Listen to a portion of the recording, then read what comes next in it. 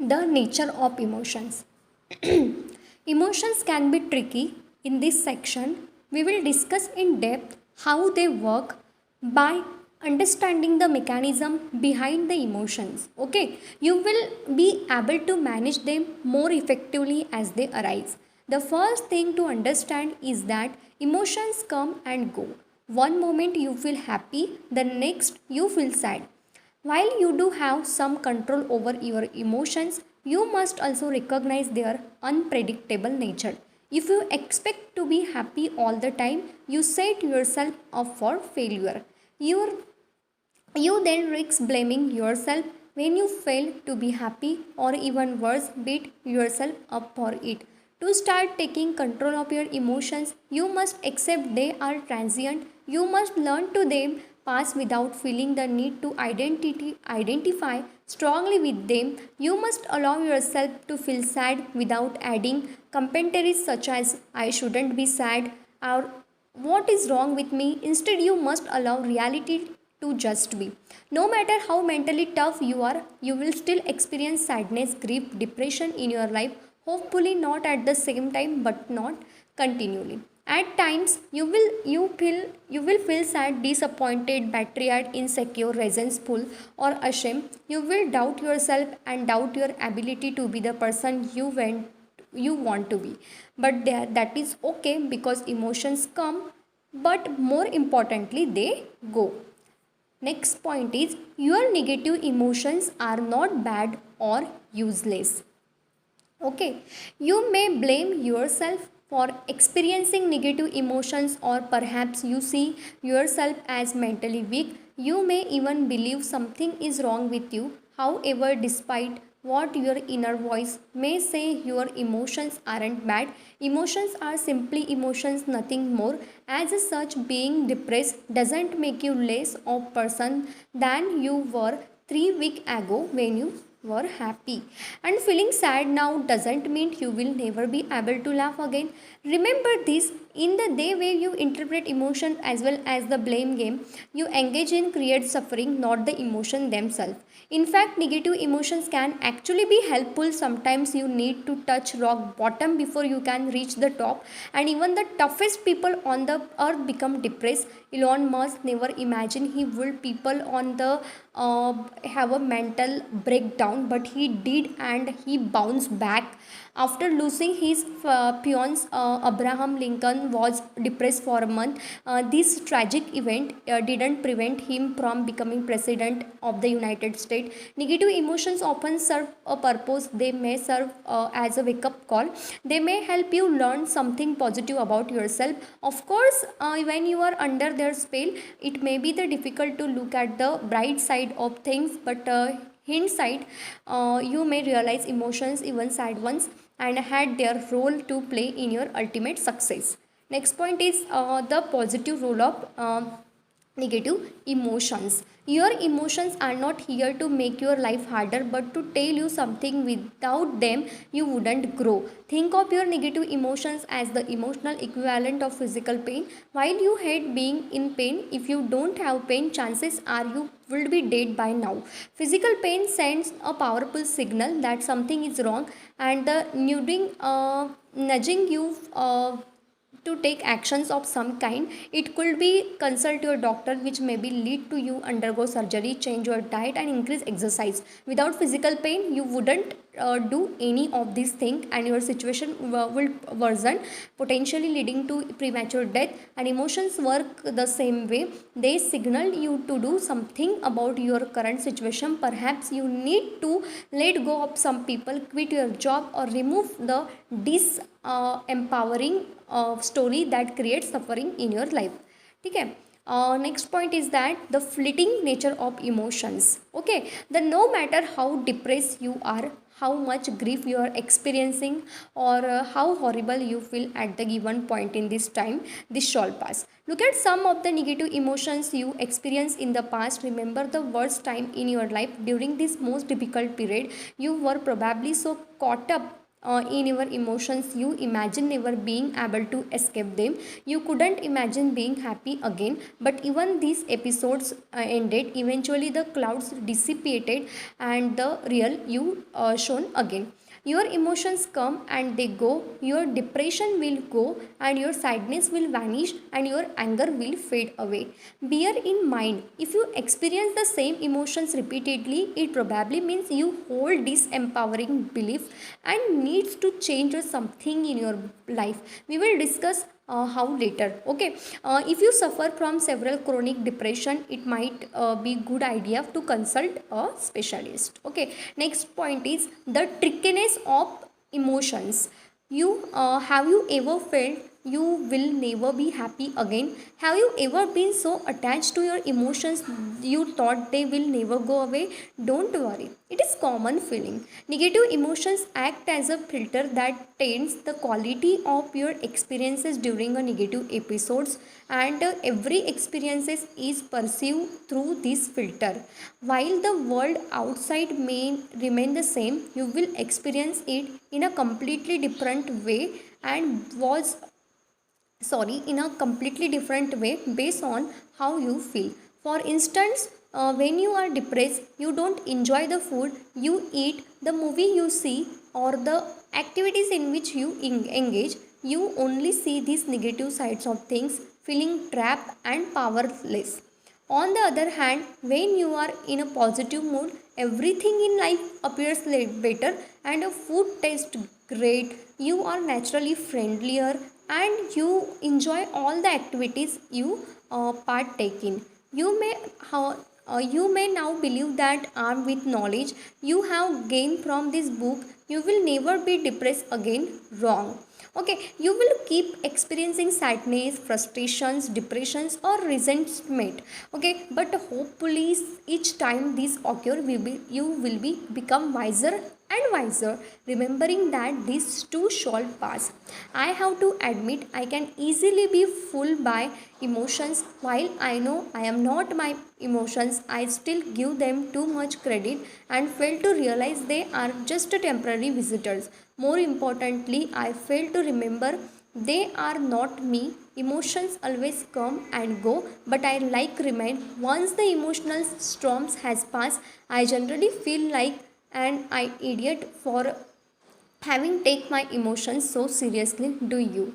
Interestingly, external factors might not be and often aren't the direct cause of sudden change your emotional state. You can be the exact same situation with the same job, the same amount of money in your bank account, and have the same problems as always, but experience radically different emotional state. In fact, if you look at your past, and this is often what happens, you are mildly depressed for a couple of hours and few days before bouncing back to your normal and default emotional state.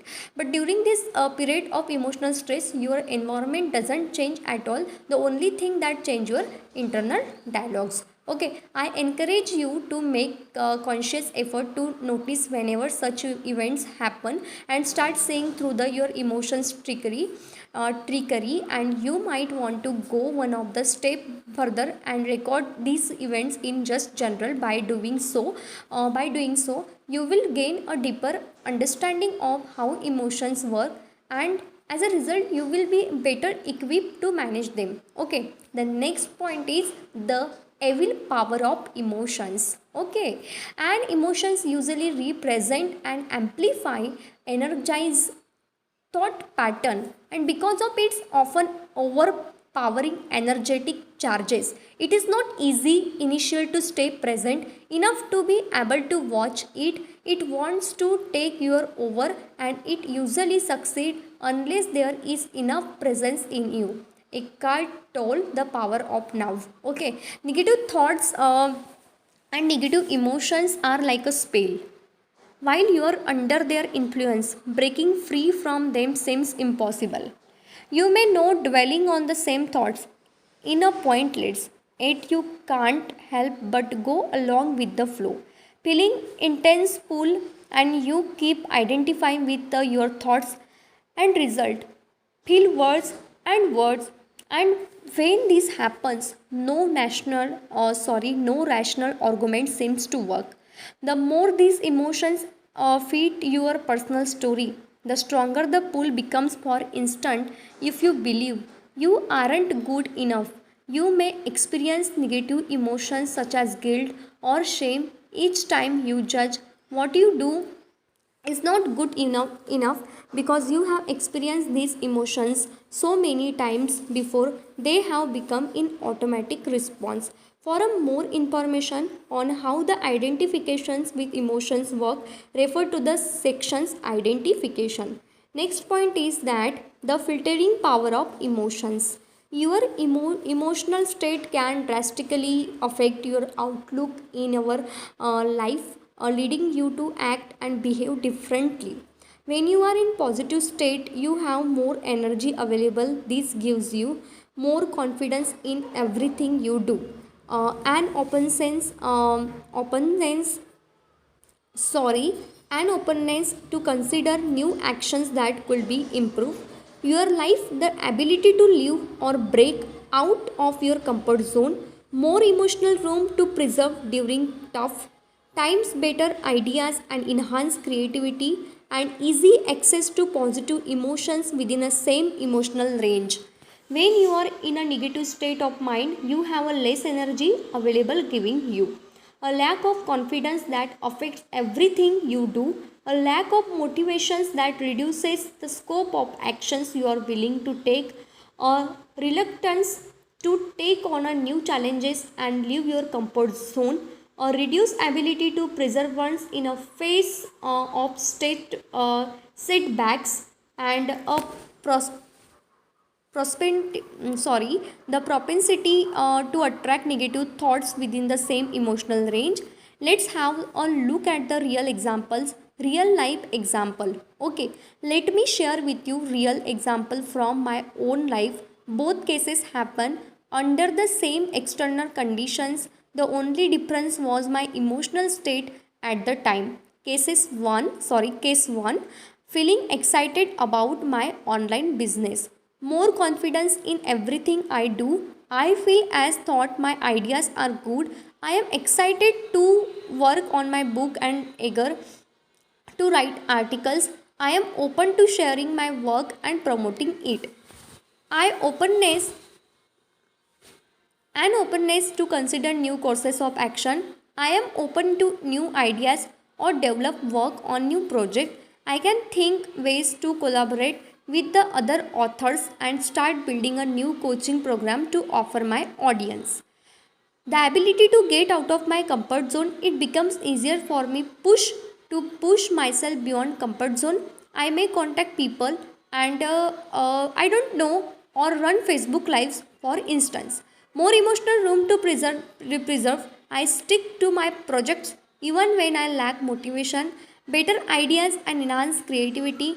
I am open to new ideas. I might come up with new ideas for books, articles, or other creative projects.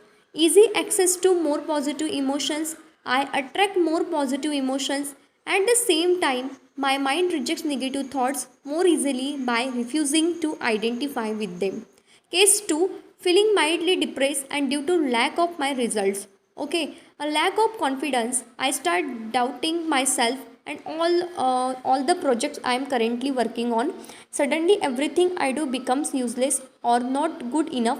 Uh, th- Thoughts like what is the point, I am not going to make it, or I am stupid cross my mind. Needless to say, promoting myself becomes major challenges. I lack of a lack of motivations. I don't feel like doing anything. I am attacked by, I am unable to escape negative thoughts. I have the some negative thoughts again and again, which repeat like broken record. They seem to so real and train on my all experiences. A difficulty to take on new challenges. I have the little energy left over the leave my comfort and undertake challenging projects. A reduced ability to preserve. I have difficulty finishing tasks and procrastinate over tasks I should be working on. propensity to attack negative thoughts. I attract more and more negative thoughts, although these thoughts may have been crossing my mind before. Now they stick fast. By identifying with these thoughts, I generate more negative emotions. Both cases happen only a few days apart. The external environmental was the exactly same, but my emotional state was radically different and lead me to take different actions. The magnetic power of emotions. Your emotion acts like a magnet. They attract thoughts on the same wave. That's why when you are in negative state, you are easily attract the negative thoughts. By latching onto these thoughts, you make the situation worse. The magnetic power of emotions. Okay, next point is, I repeat, the magnetic power of emotions. Your emotions act like magnet. They attract thoughts on the same wave. That's why when you are in negative state, you easily attract other negative thoughts, and by latching onto these thoughts, you make the situation worse. As Eckhart Tolle wrote in The Power of Now, often the vicious circle builds up between your thinking and the emotions. They feed each other. The thought patterns creates a magnified reflection of itself in the form of an emotions, and the vibrational frequency of the emotions keeps feeding the original thought pattern. Eckhart Tolle. Now let's see what you can do to break free from the magnetic power, breaking the magnetic power of emotions. Let's say you have a bad day at work and you are in a terrible mood. The negative state you are in causes you to attract more negative thoughts. Suddenly you fixate on the fact you are still single at 30 and start beating yourself up, up over it. Then you blame yourself for being overweight. You also remember you have to go to the office the following Saturday, which reminds you how much your job sucks. Do you see how much easier it is to attract negative thoughts when you are feeling now? To prevent this from happening, it is essential you remove the habits of clustering negative thoughts together.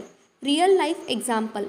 I have a knee problems which prevents me from practicing many sports. Since I have always loved sports, these injuries have been a source of emotional pain. Fortunately, I seldom feel pain in my knees, but when I do, it can trigger negatives or emotions. One day, as I was observing my thought process, we all have a different hobbies, haven't we? I realized experiencing pain in my knee negatively affected my mood, triggering more negative emotions in negative feedback loop. The pain would cause me to focus on all the things that were doing wrong, from my work to my personal life. As a result, I would experience negative emotions for hours and or even days. The point I am making is, no matter how great your life is, if you spend most of your time focusing on your problems, you will become depressed. Thus, to reduce the negative emotions, you must learn the compartmentalize your issue, and don't let your mind over dramatize things by clustering unrelated issue. It will only make you feel worse. Instead, remember that negative emotion exists only in your mind. Taken separately, most of your issues aren't such a big deal, and there is no rule that says you have to solve them all at once. Okay, start noticing how you feel. Record your negative emotions. Look at what triggers them, and the more you do this, and the more you will be uncover certain patterns. For example, let's say you felt sad for a couple of days. Ask yourself the following questions: what triggers by emotions? What triggered my emotions? What fueled them over the 2 day period?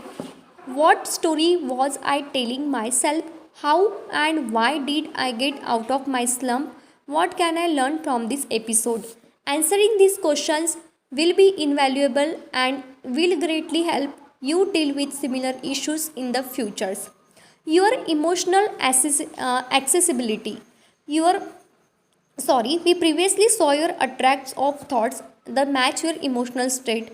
The opposite is also true. You can't attract thoughts that are out of sync with how you feel at the given time. Even if you try to think positive thoughts, your mind wouldn't be receptive to them. This is why during periods of sadness, while positive thoughts may cross your mind from time to time, you won't able to this associated with them, and now you won't able to change your emotional state. Your emotional state point. Have you ever been told up cheer up when you were grieving, or express gratitude when you were depressed? Did it help? It probably didn't. This is because the emotional state you were in didn't allow your access to these emotions. In their book Ask and It Is Given, Esther and Jerry Hicks offer a model to explain how emotional ranges are connected and how we can move up leader to from negative to more positive emotions. For instance, in this model, depressions and hopelessness is at the bottom of the ladder, followed by model depressions and by anger. What is this? What it means is that when you feel depressed, sign of anger or indicate you are climbing the emotional ladder. This makes sense. When you are in angry, you have more energy than when you are depressed, right? Recently, after being depressed for a while, I experienced feeling of anger. For some reason, I got tired of the stories and excuses running through my mind, and I used the anger as a fuel to incomplete to the task I had been avoiding. As a result, I was able to create momentum and climb the emotional ladder. Whenever you experience negative emotions, watch for emotions that give you some more energy. So called negative emotions like anger can help you overcome even more disempowering emotions like hopelessness. Only you know how you feel. Therefore, if anger feels better, accept it. Emotional and mental suffering. Did you know you create a lot unnecessary pain in your life? Each time you lock on the thought or hold into emotions, you suffer. A great example of this how you react the physical pain. Whenever you feel pain, and your first reaction is to interpret it, and when you do so, you generate negative thoughts. Your identification with these thoughts is what creates mental suffering. Below are some of the thoughts that may cross your mind in this situation. What if this pain never goes away? What if I can't do XYZ anymore because of the pain? What if it gets worse? What if I need to undergo surgery? What if I can't go to work? I have an important project I must finish on time. With this pain, today is going to be challenging. I don't have money. How will I pay hospital bills if things get worse? These internal dialogues create suffering but does nothing to help solve the problem. You can still function properly and take appropriate actions without dwelling on any of the above worries. Negative emotions are not the problem. The mental suffering you create out of these emotions is. Another example of mental suffering is a procrastinations. Have you ever delayed starting a task for days or weeks just to realize it wasn't big deal once you will complete it? I have a what was the most exhausting part, the task itself or the time you spent worrying about it? Or perhaps you didn't sleep long enough and keep telling yourself today's going to be a rough day.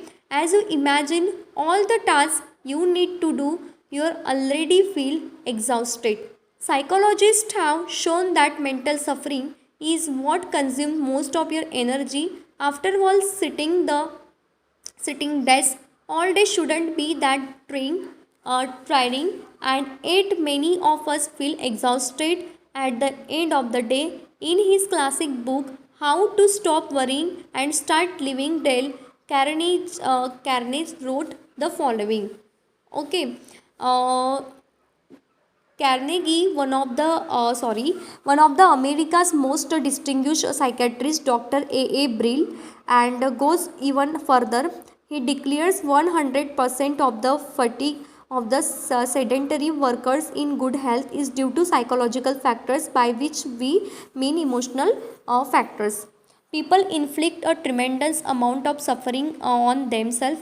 As you continue reading the book, you will realize audacious of the activity. You will notice people around you dwelling on a past they cannot alter. You will see your family members and friends worrying about the future they cannot predict. You will witness people having the same repeated thoughts, running in circles to fight a problem that existed only in their mind. The for thousands of years, mystics have told us that problems are in our mind. They have repeatedly invited us to look within a. Yet today, how many people are listening? Too many of us are addicted to our problems. Instead of letting go, we complain, we blame the victim, we blame the other people, or we discuss our problem without doing anything to solve them. To reduce the mental suffering, we must refuse to interpret our emotions in negative and disempowering way. Why problems don't exist? If you go one step further and look at the reality and objective way, we can say that problems don't actually exist. Here is why. What you don't focus on doesn't exist. A problem only exists when you give it your attention from your mind's perspective.